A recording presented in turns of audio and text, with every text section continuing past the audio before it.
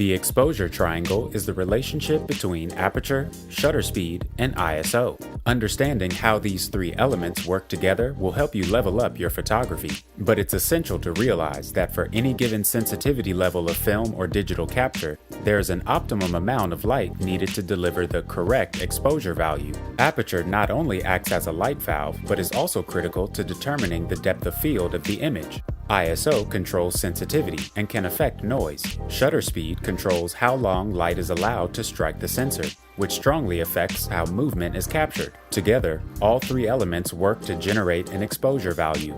This means you can't adjust one setting without directly impacting the other two. For example, if you decide to change to a slower shutter speed to create some blur, you might have to choose a smaller lens aperture or a lower ISO to keep the same overall exposure value.